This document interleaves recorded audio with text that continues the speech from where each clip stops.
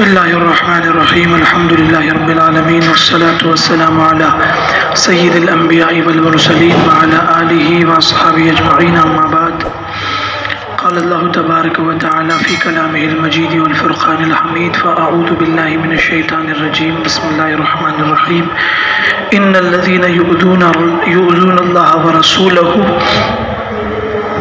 لهم فی الدنیا لعنهم اللہ فی الدنیا والآخرہ وعد لهم عذابا مہینا صدق اللہ مولانا العظیم۔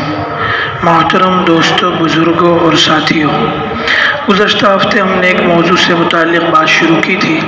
وہ موضوع یہ تھا کہ نبی اکرم صلی اللہ علیہ وسلم کی شان اقدس میں وقفے سے اور جو ہے ذرا حالات تھوڑا سا نارمل ہوتے ہیں اور اس کے بعد پھر کسی نہ کسی کونے سے، کسی نہ کسی گوشے سے اور کسی ملک میں کوئی نہ کوئی شریر کھڑا ہوتا ہے اور شان اقدس میں گستاخی کرتا ہے۔ اس کے متعلق بہت سی مرتبہ خود مسلمانوں میں آراء یعنی رائے مختلف ہو جاتی ہے۔ بعض اوقات کچھ لوگ یہ کہتے ہیں کہ ہمارے دین نہ پہنچانے کی وجہ سے یہ بات ہوئی، تو کچھ لوگ یہ کہتے ہیں کہ ہم خود دیندار نہیں ہیں اس وجہ سے یہ بات ہوئی، کچھ لوگ یہ کہتے ہیں کہ اللہ کے رسول صلی اللہ علیہ وسلم کے اخلاق بہت اعلیٰ اور عرفہ تھے، اور اعلیٰ اور عرفہ اخلاق کا تقاضا یہ ہے کہ ان تمام لوگوں کو معاف کر دیا جائے اور ان تمام لوگوں کے متعلق کوئی بات ایسی نہ کی جائے جس سے دوسرے لوگوں کی دل شکنی ہو۔ اس قسم کی مختلف باتیں آتی ہی رہتی ہیں، اور ہمارے ہاں جو ہے وہ تقریباً ہر ایک نے اپنا ایک خود مستقل ایک مسلک گھڑ لیا ہے۔ وہ یہ سمجھتا ہے کہ جس قول میں، جس مسلک میں اور جس سوچ میں بند ہوں، بس اس سے زیادہ کوئی اونچی سوچ نہیں ہو سکتی۔ تو اس کے متعلق ہم قرآن سے، سنت سے، نبی اکرم صلی اللہ علیہ وسلم کی زندگی اور خاص طور سے صحابہ کرام رضوان اللہ علیہم اجمعین کا اگر طرز عمل دیکھیں تو بالکل ہٹ کے نظر آتا ہے۔ موجودہ جو حالات ہے اس سے پہلے بھی اس قسم کے نہیں مگر اس سے ملتے جلتے حالات جب پیش آئے، یعنی نبی اکرم صلی اللہ علیہ وسلم کی شان اقدس میں گستاخی ہوئی، تو اللہ تعالیٰ کی ذات سے لے کر صحابہ کرام بلکہ تابعین اور تبع تابعین کے زمانے تک کبھی بھی ایسا نہیں ہوا کہ کسی نے یہ بات کی ہو کہ نبی کے اخلاق تو بہت اونچے تھے، اس لیے اب ہمارا بھی کام یہ ہے کہ ان کو وہی اخلاق پیش کر کے، وہ اخلاق سے مراد اللہ کے رسول صلی اللہ علیہ وسلم اپنے تکلیف دینے والے کو، اور خاص طور سے ایک خاص واقعہ یہ بیان کیا جاتا ہے کہ اللہ کے رسول صلی اللہ علیہ وسلم طائف تشریف لے گئے سن 10 نبوی میں، یعنی نبوت کے 10ویں سال۔ مقصد یہ تھا کہ مکہ مکرمہ میں دعوت اور تبلیغ اور دین کی بات پہنچاتے ہوئے تقریباً 10 برس کا عرصہ گزر گیا تھا، اور اس پورے ماحول اور پورے عرصے میں بہت تھوڑے لوگ اس وقت تک مسلمان ہوئے تھے، اور ایک بڑی تعداد وہ تھی جنہوں نے اسلام ابھی قبول نہیں کیا تھا، اور ان میں بھی بہت سارے لوگ وہ تھے جو مستقل نبی اکرم صلی اللہ علیہ وسلم اور آپ کے صحابہ کے در پہ ایذا رہتے تھے، ہمیشہ تکلیف دینے کے ہی پیچھے لگے پڑے رہتے تھے اور مختلف انداز سے زبردست طریقے سے تکلیف پہنچائی۔ ان تمام تکالیف کے بعد اللہ کے رسول صلی اللہ علیہ وسلم نے یہ فیصلہ فرمایا کہ اب جو ہے وہ طائف والوں کو دعوت دینی چاہیے۔ زید ابن حارثہ رضی اللہ تعالی عنہ کے ساتھ اللہ کے رسول صلی اللہ علیہ وسلم طائف تشریف لے گئے، اور تقریباً 1 مہینے مسلسل نبی اکرم صلی اللہ علیہ وسلم نے ان کے سرداروں کو اور ان کے عامیوں کو، ہر قسم کے طبقے کو مستقل دین کی دعوت دی، مگر ان کا تو جو ہے وہ طرز عمل بالکل اس کے الگ تھا۔ انہوں نے سب سے پہلے تو یہ کہا کہ اگر تو نبی ہے تو تیری توہین کرنا غلط ہے، اور تیرے جیسے آدمی کو اللہ تبارک و تعالیٰ نے نعوذ باللہ نبی بنایا، ہمارے میں سے کسی سردار کو نہیں بنایا، مکے کے کسی سردار کو نہیں بنایا، اس قسم کی باتیں کی۔ اور اس کے بعد اس علاقے کے طائف کے جو شریر قسم کے لوگ تھے ان کو پیچھے لگا دیا، انہوں نے بہت تکلیف پہنچائی اور پورے مسلسل 1 مہینے تک تکلیف پہنچاتے رہے۔ سیرت نگاروں نے یہ بات لکھی ہے کہ حضرت کو جو پتھر مارتے تھے زید ابن حارثہ رضی اللہ تعالی عنہ جو ہے وہ حضرت کے اور پتھروں کے درمیان آڑ بن جاتے تھے، اور ان پتھروں کی وجہ سے خود زید ابن حارثہ رضی اللہ تعالی عنہ زبردست طریقے سے زخمی ہوئے، ان کے سر پہ بہت چوٹیں آئی، اور ایک موقع یہاں تک ہوا کہ ایک موقع پر تو جو ہے وہ اللہ کے رسول صلی اللہ علیہ وسلم کی پورے ٹخنے لہو لہان ہو گئے، اتنی زبردست تکلیف پہنچی۔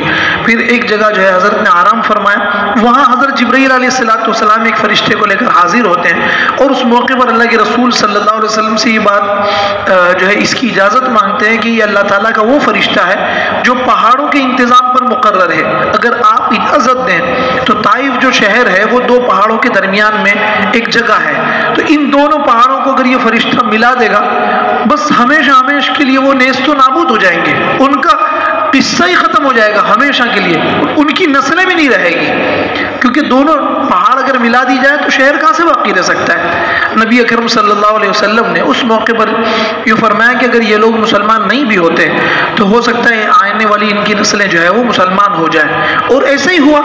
اللہ کے رسول صلی اللہ علیہ وسلم نے اس موقع پر عذاب سے اس فرشتے کو روک دیا، اور تقریباً 9 یا زیادہ سے زیادہ 10 برس یعنی سن 10 ہجری میں یا 9 ہجری میں جو ہے وہ ثقیف اور حوازن جو مشہور طائف کے قبیلے تھے وہ دونوں کے دونوں جو ہے وہ باقاعدہ پہلے ان سے جنگ ہوئی، اور وہ جنگ میں پھر کچھ معاملہ ایسا رہا کہ کچھ حصے میں مسلمانوں کو فتح ہوئی، اور پھر ایک موقع پر یہ ہوا کہ وہ طائف کے قلعے میں محصور ہو گئے، اور لمبے وقت تک مسلمانوں نے اس کا محاصرہ کیا مگر جنگ جیت نہیں سکے۔ حضرت واپس تشریف لے آئے، اور کچھ وقفے کے بعد یہ سارے کے سارے لوگ اللہ کے رسول صلی اللہ علیہ وسلم کی خدمت میں حاضر ہو کر مسلمان ہو گئے، اور یہی وہ لوگ ہیں، اور انہی میں سے ایک شخص جو ہے جن کا نام ہے محمد ابن قاسم رحمۃ اللہ علیہ، تقریباً ان کے اسلام قبول کرنے کے 60 یا 70 سال کے بعد ہندوستان میں لشکر لے کر جو بندہ آتا ہے باقاعدہ، اور کابل اور افغانستان اور موجودہ پاکستان اور وہاں سے ہوتے ہوئے کاٹھیا وار تک جس کا لشکر پہنچتا ہے، یہ محمد ابن قاسم ثقفی یہ طائف کے رہنے والے ہیں۔ تو اصل تو بتلانا مقصد یہ ہے کہ اللہ کے رسول صلی اللہ علیہ وسلم نے اس موقع پر عذاب سے روک دیا۔ یقیناً یہ چیز ہے، یقیناً یہ چیز ہے، اس سے کوئی انکار نہیں کر سکتا، اور ان اخلاق کو ہمارے اندر اپنانے کی ضرورت ہے، اختیار کرنے اور اپنے اندر سمونے کی ضرورت ہے، اور ہونا بھی چاہیے کہ جب ذاتیات پر کوئی بات آئے تو ہم کھلے دل سے معاف کریں، کھلے دل سے معاف کریں، یہ نہیں، اس سے بڑھ کر بھی اور بھی بہت سارے واقعات ہیں۔ خود ایک موقع پر ایسا ہوا کہ اللہ کے رسول صلی اللہ علیہ وسلم کے صحابہ جو ہے وہ ایک جنگ کر رہے تھے، اور وہ سریہ تھا، اس جنگ کے موقع پر سامنے مخالفین کے لشکر میں سے ایک شخص جو ہے وہ اللہ کے رسول صلی اللہ علیہ وسلم کو گالیاں دینے لگا، بدزبانی کرنے لگا۔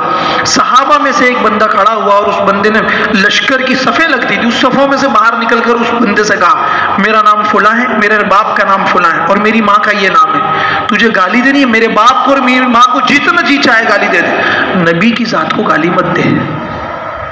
میں یہ بتلانا یہ چاہتا ہوں، اخلاق تو اپنانا ہی چاہیے نا، نبی کے اخلاق سے بڑھ کے نبی کی بعثت کا مقصد کیا؟ کیوں نبی کو اللہ تبارک و تعالیٰ زمین پر اتارتے، کیوں بھیجتے ہیں؟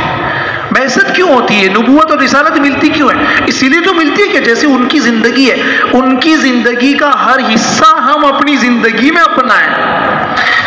یہ نہیں کہ جب کوئی بات آ جائے تو میرا نظریہ تو اخلاق اپنائیے نا بھائی، کیوں نہیں اپناتے؟ اخلاق سب سے بہترین اپنانے والی جماعت کون سی ہے؟ صحابہ کی جماعت، اشداء علی الکفار والرحماء بینہم، کہ جب معاملہ ٹکر کا ہوتا تھا اور کافروں سے اور اسلام کے دشمنوں سے مقابلہ ہوتا تھا، زمین پہ ان سے زیادہ کوئی سخت نہیں ہوتا تھا، وَالرُّحَمَاءُ بَيْنَهُمْ، اور آپس میں کوئی بات ہوتی تھی ان سے زیادہ رحم دل زمین پہ کوئی نہیں تھا۔ یہ ہے اخلاق۔ تو یہ والا خلق اور یہ والی عادت کون اپنائے گا؟ اس عادت کو اور اس اخلاق کو کون لے گا؟ صرف اتنا کہ جب بھی کوئی بات خاص نظریے کی آ جائے، نبی نے تو اپنے دشمنوں کو معاف کیا ہے، مگر مستقل کتابوں میں 10 واقعات خود نبوت کی زندگی کے لیے لکھے ہیں کہ جب کسی نے خباثت کی ہے، اللہ کے رسول صلی اللہ علیہ وسلم کی ذات پر کوئی کیچڑ اچھالا اور حضرت کی توہین کی ہے، حضرت نے معاف نہیں کیا، زبردست اس کو سزا دلوائی ہے۔ یہ بھی ذہن میں رکھیں، وہاں الگ معاملہ تھا، یہاں الگ معاملہ ہے۔ جب آپ کسی کو اسلام کی یعنی کسی غیر مسلم کو اسلام کی دعوت دینے جائیں اور پھر وہ آپ کو آپ ہاتھ باندھ کے کھڑے رہیں، بالکل ہونا بھی چاہیے۔ یہ وہ وقت وہ تھا، اس وقت آپ یہ والی بات اپنائیں۔ دونوں میں فرق کو سمجھیں. جب آپ کسی غیر مسلم کو اسلام پہنچا، کہاں گئے ہیں وہ کب کریں گے؟ بہت سی مرتبہ تو ہوتا یہ ہے کہ ہم کسی عمل کو انجام نہیں دینا چاہتے تو فوراً کہہ دیتے نہیں اس کے لیے تو وہ والا عمل ہے، تو وہی تو کرو بھائی، وہ بھی تو کرو. کرنا نہیں چاہتا نا، اس لیے غلط تصور پیش کرتے ہیں، غلط بات پیش کرتے ہیں. یہ 100% غلط ہے. قرآن اور سنت سے ناواقفیت نہیں ہے، واقف ہو کر ایک غلط نظریہ اور غلط تھنکنگ لے آتے ہیں. ناواقف نہیں ہے. واقفیت کا تو مسئلہ ایسا ہے کہ بہت جانتا ہے مگر کرتا وہ ہے جو اس کا دل اور دماغ کہتا ہے. اس نے ایک غلط راہ اپنا لی ہے. اس لیے آپ اسلام کی تبلیغ کریں، غیر مسلموں کو اسلام سمجھائیں، اور اسلام سمجھاتے ہو اور کٹھن حالات میں سمجھائیں. کیوں نہیں سمجھاتے آپ؟ سمجھائیے، کٹھن حالات میں سمجھائیے. اور اس وقت اگر کوئی آپ کو تکلیف دیتا ہے پھر نبوت کا یہ طریقہ ہے کہ ہاتھ باندھ کر چپ چاپ اس کی مار کھائیں. یہ ہے طریقہ. مگر جب نبی اکرم صلی اللہ علیہ وسلم کی شان اقدس میں گستاخی کی ہے تو پھر جو لوگ جو کام پہلے کر چکے، اگر موجودہ زمانے میں کسی کے پاس وہ موقع ہے اور اگر وہ کر رہا ہے تو آپ اس پر اگر طنز کر رہے ہیں یا نعوذ باللہ آپ اس کے اس عمل کو غلط ٹھہرا رہے ہیں تو اپنے ایمان کے متعلق نظر ثانی کریں کہ آپ مسلمان بھی رہے یا نہیں رہے. 50 واقعات. اب وہ جو میں بتا رہا ہوں نا کہ اس میں ایسا ہی ہوا کہ اس بندے نے کہا تجھے گالی دینی ہے نا، میرے باپ کو گالی دے، میرے باپ کا نام یہ ہے، میری ماں کو گالی دے، میری ماں کا نام یہ ہے، مگر نبی کو گالی مت دے. اس نے پھر بھی مان کے نہیں دیا. بس وہ بندہ کھڑا ہوا، اس صف سے نکلا اور اس صف میں گھس کے اس کا سر تن سے جدا کر دیا. نبی اکرم صلی اللہ علیہ وسلم کو جب اس بات کا علم ہو، حضرت نے اس کی تعریف فرمائی. 10 مواقع پر حضرت نے اس کو خاص اپنا مددگار ٹھہرایا ہے جس نے اللہ کے رسول کی طرف سے بدلہ لیا ہے. بات سمجھ رہے ہیں؟ نبی کی طرف سے جس نے بدلہ لیا، حضرت نے کہا یہ مددگار ہے، میرا مددگار ہے. نبی کو عام انسانوں کے زمرے میں نہیں رکھا جا سکتا. نبوت کی جو توہین کر رہا ہے وہ اسلام کی توہین کر رہا ہے. اس لیے قرآن کی جو آیت میں نے پڑھی اس میں اللہ تبارک و تعالیٰ کہتا ہے جو نبی کا دشمن ہے وہ اللہ کا دشمن ہے. جو نبی کی توہین کر رہا ہے وہ تو اللہ کی توہین کر رہا ہے، وہ تو دین کی توہین کر رہا ہے. عام انسانوں کے خانے میں کیسے آ سکتے ہیں نبی؟ یہ تو عام نبی بھی نہیں، نبیوں میں سردار ہیں، نبیوں کے سردار ہیں. ان کی توہین کا مطلب وہ اللہ تعالیٰ کی توہین ہے. جب اللہ کی توہین ہے تو پھر اس کے لیے وہی قاعدہ ہوگا جو اسلام نے بتلایا ہے. یہ میں ایک سوچ جو بن گئی ہے نا اس کی نفی کرنا چاہتا ہوں. حالات ہمارے سے نہیں کہ ہم کسی کی گردن اتارتے، اس کے حالات ہمارے نہیں ہیں، مگر کم از کم درست سوچو تو صحیح. یہ تو کیا بات ہو گئی کہ اگر ہمارے پاس مال نہیں، ہم زکوٰۃ کے مسائل نہ سنیں گے نہ زکوٰۃ کی فرضیت کا اقرار کریں گے. ایک آدمی کے پاس اگر مال نہیں ہے، زکوٰۃ فرض نہیں ہوئی، تو کیا زکوٰۃ کا وہ منکر ہو سکتا ہے؟ اسلام سے خارج ہے. آپ کے اوپر زکوٰۃ اگر فرض نہیں ہو تو نہیں دیں گے آپ، کوئی بات نہیں. زکوٰۃ فرض نہیں ہے تو دیں گے کیسے آپ؟ مگر زکوٰۃ کے فرض ہونے کا اور اسلام کا حصہ ہونے کا تو اقرار کریں آپ، اس کے بغیر کیسے چلے گا؟ تو یہ تو کوئی بات نہیں ہوئی کہ ہم اگر حالات ہمارے موافق نہیں ہیں تو جو لوگ درست کام کر رہے ہیں ان کے متعلق بھی ہمارا یہ خیال ہو کہ یہ غلط ہے. یہ بات 100% غلط ہے. اس لیے بار بار ہمیشہ یہ ہوتا ہے، وہ ایک کوئی انگریزی پڑھا لکھا آدمی دہلی کا طارق یا ایسا کچھ نام اس کی ویڈیو کلپ بار بار چلاتے رہتے ہیں، اور اس کے علاوہ بھی دوسرے لوگوں کی ویڈیو کلپ چلاتے ہیں کافر کی تعریف میں. میں نے پہلے بھی کئی مرتبہ کفر اور کافر کس کو کہتے ہیں یہ بتلایا تھا. تعریف کا مطلب اس کی خوبیاں نہیں، اس کی ویاکھیا، ڈیفینیشن، پریبھاشا کہ کافر کہتے کس کو ہے. یہ سمجھ لینا کہ جو اسلام کی ان باتوں کا جو قطعی ثبوت ہے، جو قرآن سے یا حدیث متواترہ سے ثابت ہے، اس میں سے کسی ایک کا انکار کرے، سب کا نہیں. وضو 8 چیزوں سے ٹوٹتا ہے، وضو 8 چیزوں سے ٹوٹتا ہے. اس کا مطلب 8 آ جائے گی، اس کے بعد وضو ٹوٹے گا.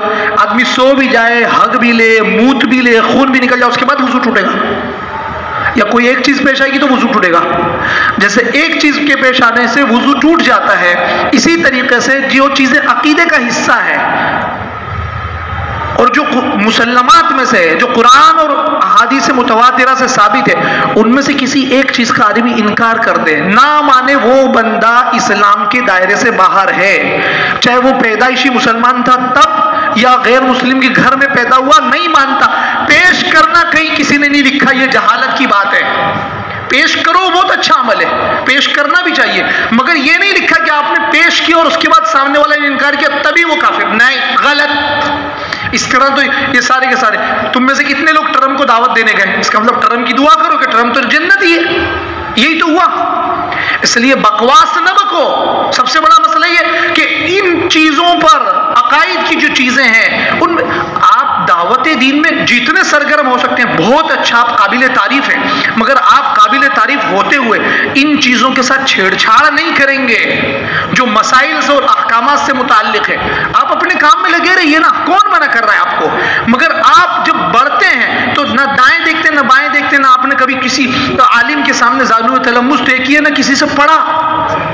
ہر کام اصول اور ضابطے کے ساتھ ہوتا ہے، بے ضابطگی کے ساتھ کوئی کام نہیں ہو سکتا، بے اصولی کے ساتھ کوئی کام نہیں ہوتا۔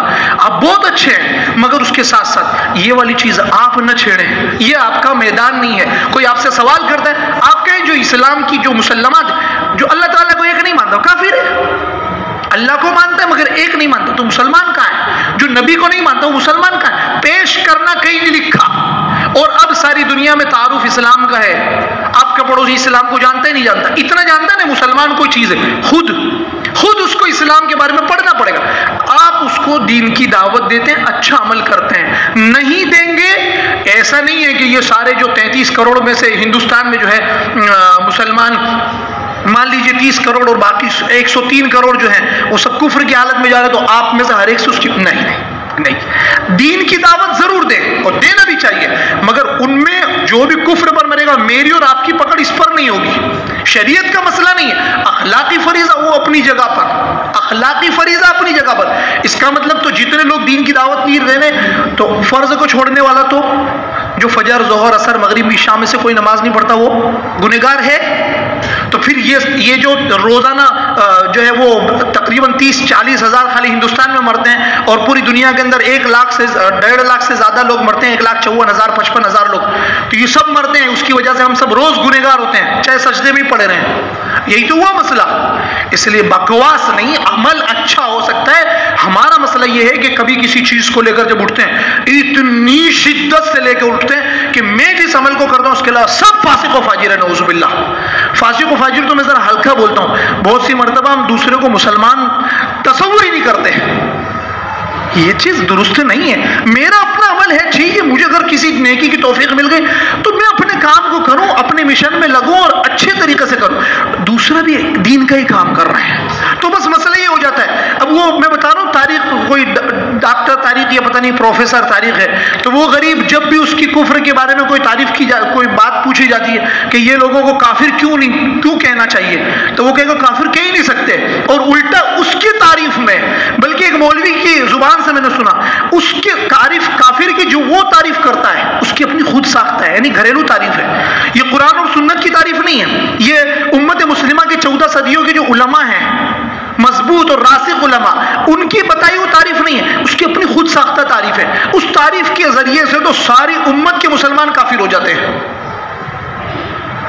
بات سمجھ رہے ہیں؟ ساری امت کے مسلمان کافر نہیں، ہم اور اب مسلمان ہی نہیں رہے تو بھلا پھر جب خود ہی کافر ہے تو دوسروں کو کیسے اسلام کی دعوت دیں؟ اس لیے بکواس نہ بکیں، آپ عمل اچھا کر رہے ہیں مگر یہاں تک کہ آپ لوگوں کو اسلام کی دعوت دیں اور اسلام کا صاف اور ستھرا صحیح تصور پیش کریں، بالکل لاگ لپٹ بالکل بھی نہیں۔ آئندہ اور اس معاملے میں غیر مسلموں کی طرف سے لچک نہیں ہے کچھ، اصل میں وہ مسلمات اور وہ ضروری چیزیں جو قرآن اور سنت میں ہیں ان سے کمپرومائز کے متعلق دباؤ ڈالتے ہیں، وہ چھوڑ دو، اور یہی تو ہو رہا ہے۔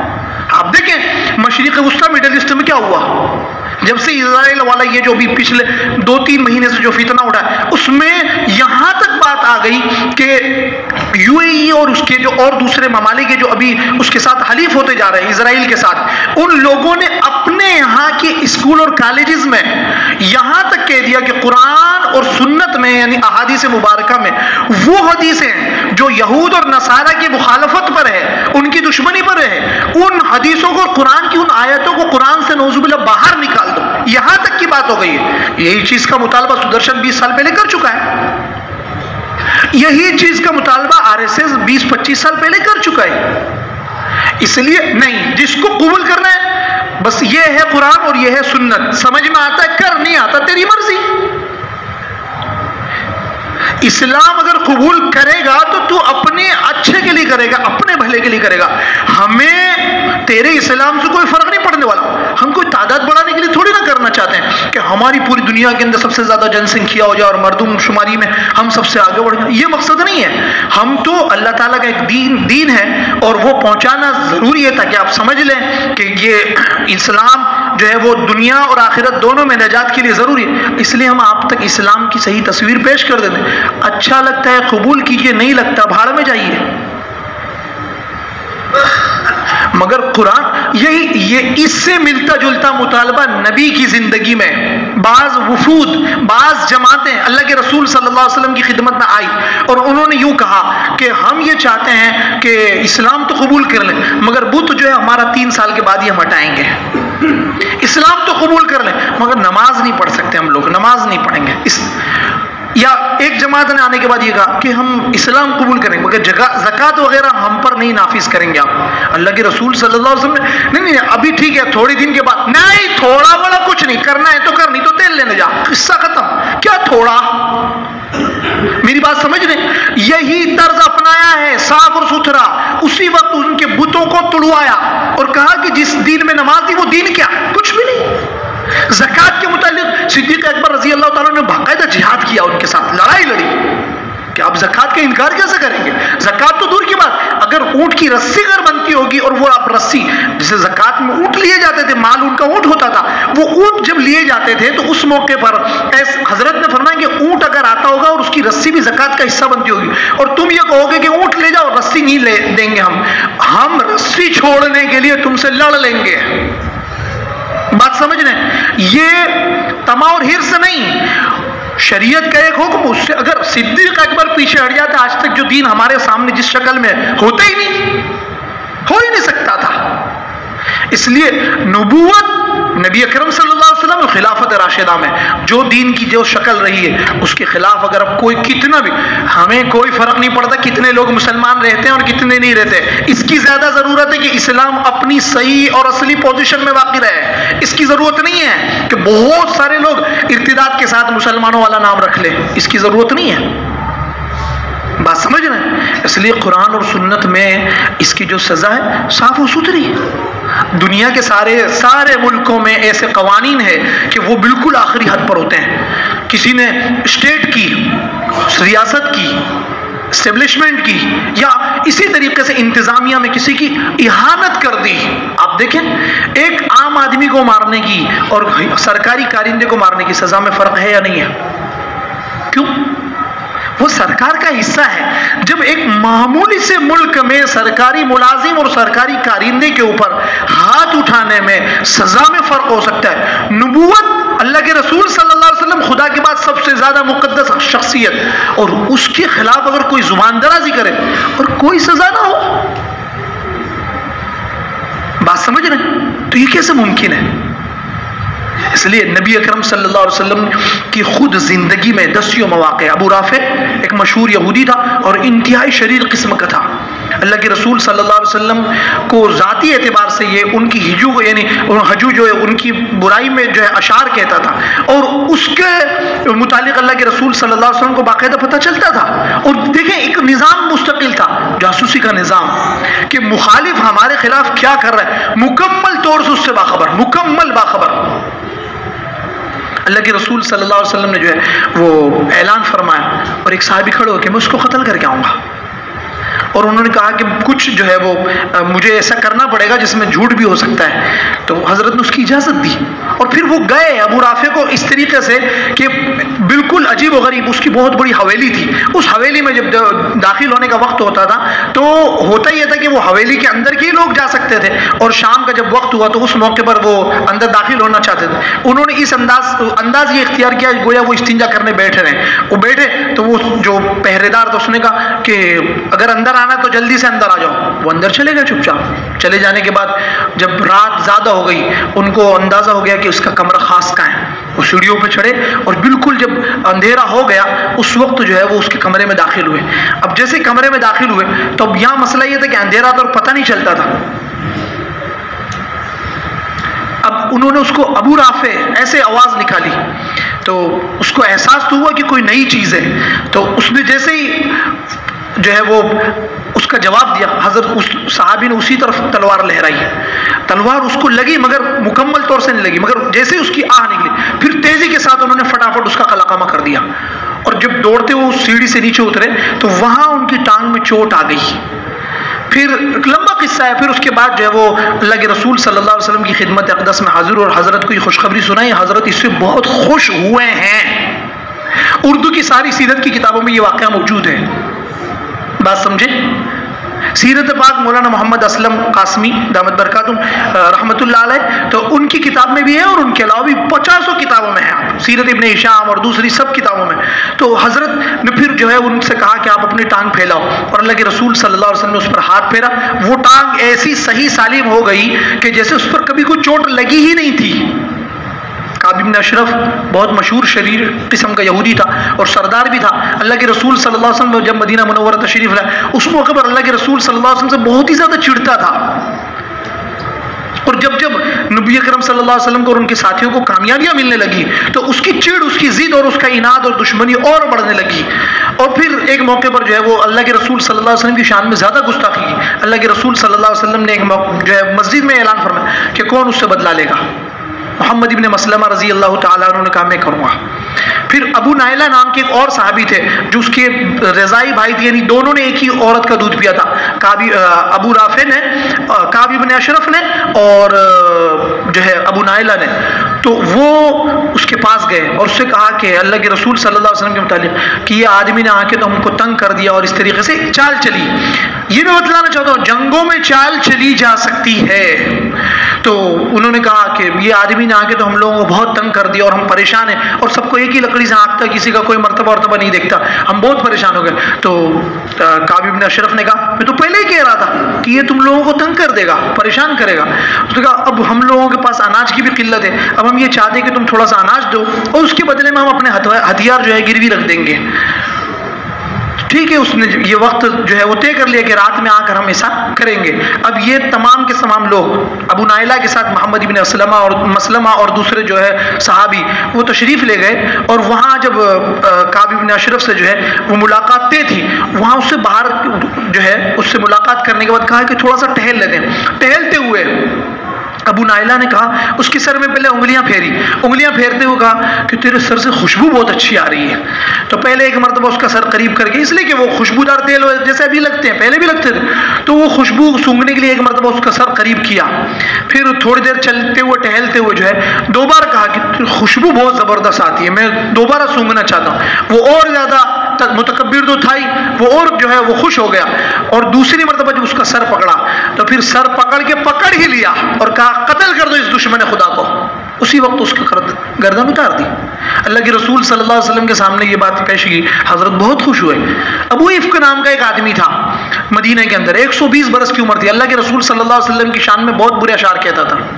اللہ کے رسول صلی اللہ علیہ وسلم نے اس کو قتل کروایا. دسیوں مثالیں. اور تبت یدا ابو لہب، خود کو اللہ تبارک و تعالیٰ نے اس سے زبردست طریقے سے بدلہ لیا. اس کی موت بہت بری طریقے سے آئی، انتہائی خراب طریقے سے. اس نے اللہ کے رسول صلی اللہ علیہ وسلم کو ایک موقع پر جب حضرت نے تبلیغ کے لیے جمع کیا تھا تو اس نے کہا تبا لکا لہذا جماعت نا، تو نے اس لیے ہم لوگوں کو جمع کیا تیرا برا ہو، ستیہ ناس و نعوذ باللہ. یہ اللہ کے رسول صلی اللہ علیہ وسلم کی شان میں کہا تھا. مکہ کی جب زندگی میں یہ بات ہوئی ہے، بالکل شروعاتی دور ہے، اس موقع پر قرآن نے باقاعدہ صورت نازل کی اور قیامت تک وہ صورت پڑھی جائے گی اور کہا جائے گا برا ہو ابو لہب کا. اور پھر ابو لہب کیسے مرا؟ طاعون میں مرا. اور اس زمانے میں طاعون یعنی آج کا کورونا، لوگ ہاتھ لگانے سے بہت ڈرتے تھے. اب جب بیمار ہو گیا سب دور ہو گئے، اس کے بیٹے دوسرے گھروں میں رہتے تھے، وہ اس کے قریب نہیں جانا چاہتے تھے. سڑ کے مر گیا. مرنے کے بعد اس کی لاش میں سے بدبو آنے لگی. محلہ پورا اس کی بدبو سے پریشان ہو گیا. اس کے بچوں سے، اس کے بیٹوں سے کہا ذرا شرماؤ تو صحیح، اپنے باپ کی لاش کو دفناؤ تو صحیح. انہوں نے کہا ہم لوگوں کو چھوتے ہوئے جھجک ہو رہی ہے اور ڈر لگتا ہے کہ ایسا نہ ہو کہ یہ لے کے چلا جاؤ. جیسے آج کا معاملہ ہے کورونا کا. پھر حبشی غلاموں کے ذریعے سے اس کی لاش شہر سے باہر کوڑے میں پھینکوائی. اس کا بیٹا جس نے اللہ کے رسول صلی اللہ علیہ وسلم کی ایک بچی کو جو ہے وہ طلاق دی تھی، اللہ کے رسول صلی اللہ علیہ وسلم کو زبردست تکلیف ہوئی. بچی کو طلاق ہوگی تکلیف نہیں ہوگی.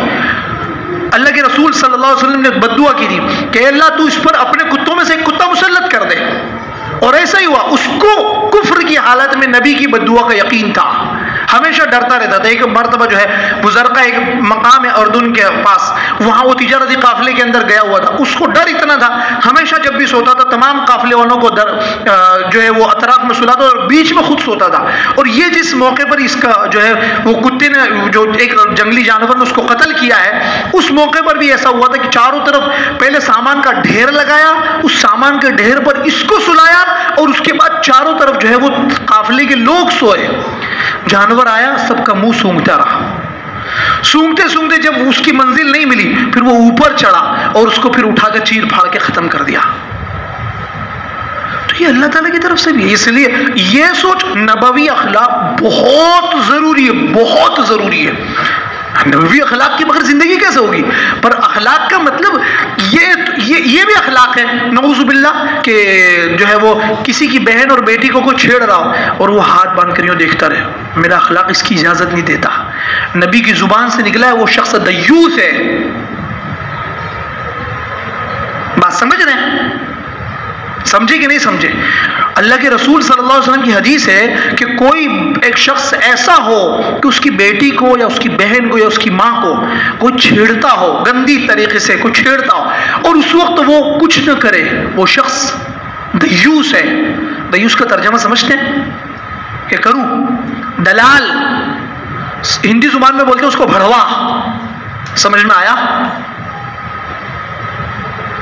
تو یہ اللہ کے رسول صلی اللہ علیہ وسلم کے الفاظ ہیں. اخلاق اس کا نام نہیں ہے. کیا کر رہے ہیں بھائی، کیا کر رہے ہیں ہم؟ اخلاق کا مطلب نبی نے جس موقع پر جو کام کیا ہے وہی کام اس طریقے سے کرنا ہے. اس لیے اخلاق کی ویاخیا اپنی طرف سے نہ گھڑیں. جو نبی نے کیا وہی اخلاق بنے گا. تو نبی نے ہر موقع پر وہ اس کے مطابق کام کیا ہے. اس لیے وہ سوچ بناؤ کہ کون سے موقع پر کیا کرنا ہے، اور اپنی طرف سے کوئی خاص طور سے دین کے معاملے میں کوئی رائے مت گھڑو. بہت سارے لوگ ہیں بہت اچھا بولنا جانتے ہیں مگر انہوں نے روایتی طریقے سے دین کا علم حاصل نہیں کیا. جو ضابطہ اور اصول کا کام ہے اس طریقے سے دینی کتابیں نہیں پڑھی. قرآن اور حدیث خود ہی اپنے جو ہے بالکل بے لگام گھوڑے کی طرح اس میں کود پڑے اور اس میں جو مرضی آئے وہ اس طریقے سے اس پر رائے قائم کر لی. وہ لوگ اکثر مواقع پر غلط نتیجے پر پہنچتے ہیں. جیسے میں نے طارق دہلوی کی مثال دی، اس کے علاوہ بھی بہت سارے لوگ ہیں. اس لیے ان تمام چیزوں کے متعلق جو صحیح علماء ہیں ان کا بیان سنیں اور رائے دینے کی ضرورت کیا بھائی. تجھے کوئی دین کی بات پوچھنی، مولوی زندہ ہے ابھی مرا نہیں ہے، اس کے پاس جا کے پوچھ لو. اللہ تعالیٰ صحیح بات سمجھنے کی توفیق عطا فرمائے.